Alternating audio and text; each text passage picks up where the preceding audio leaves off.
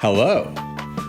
Well, there has been a lot of misinformation and confusion on the internet regarding ketosis and drinking alcohol.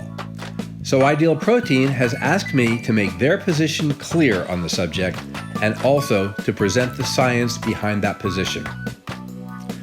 The position is, when you are in ketosis, do not drink alcohol. Do not drink it from a box. Do not drink it with your locks. Do not drink it if it's brown. Do not drink it on the town. Do not drink it if it's cloudy. Do not drink it if it's clear. It makes no difference, my dear. Do not drink it with your friend. You may have a sorry end.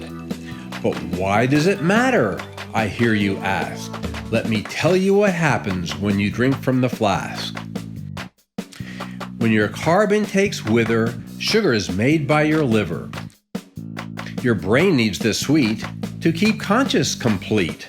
Your liver could stop if you drink too much hops. Just 2 little sips, and your blood sugar dips. Ethanol is metabolized in the liver.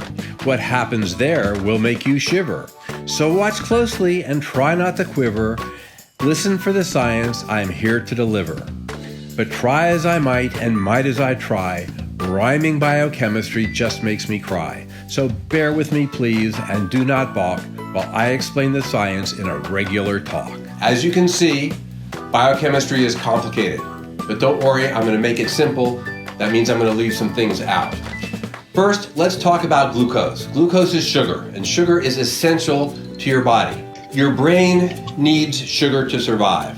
So your body has a whole lot of ways to maintain its sugar levels. This diagram is most relevant for people in ketosis, because if you're not in ketosis, if you're on a regular diet and you're eating carbohydrates, who cares? You've got so much sugar in your diet that you don't have to make any. But if you are on a ketogenic diet, then by definition, you are not eating carbohydrates. You have a very low to none sugar intake. So what happens? How does your body make the sugar that is necessary for your brain to survive? Well, it does it through gluconeogenesis. Now, there are many pathways for gluconeogenesis. You have many amino acids that you can convert, many fatty acids that you can convert. You have a whole chain of reactions here to produce glucose. So your body is very capable of producing all the glucose you need. You never have to eat any.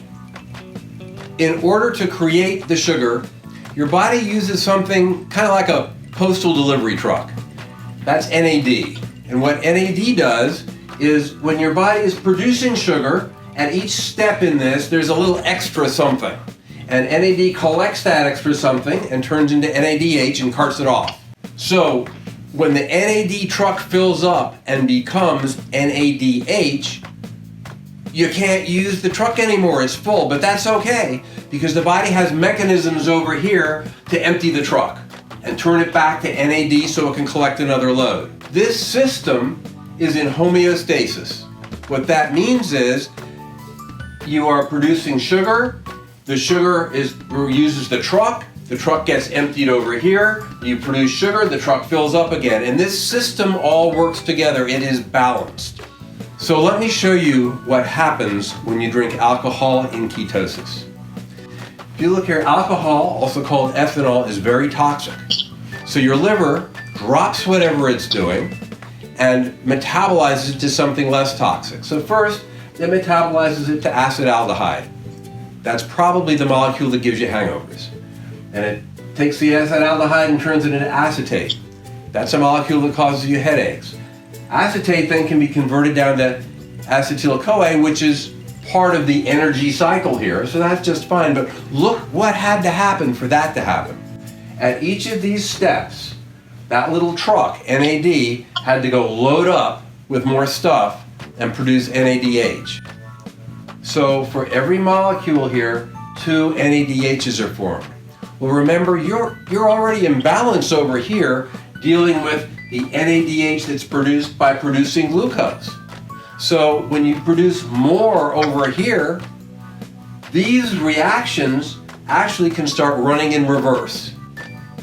And when these reactions run in reverse, you're not producing glucose anymore. You're starving this of its substrate. So when you can't produce glucose and you're in ketosis, you can develop a sudden, abrupt hypoglycemia, loss of blood sugar. And when that happens, you can lose consciousness suddenly and without warning. You can fall down and crack your head, and people have done that. If you're driving, that can be catastrophic. Will this happen with everybody? No, because as I said, this is a simplified view. There are many other pathways here, safety mechanisms, other ways that your body can, protect itself. And if you happen to be on a ketogenic diet from the internet, the sort of a DIY thing, and you're not in strong ketosis, well, you might just get a worse hangover because you don't metabolize this very well.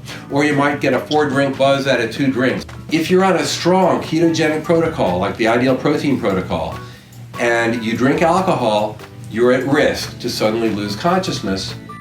And that is the scientific reason. That's why ideal protein says, don't drink. So do not drink. No, not at all. It's not allowed on the protocol.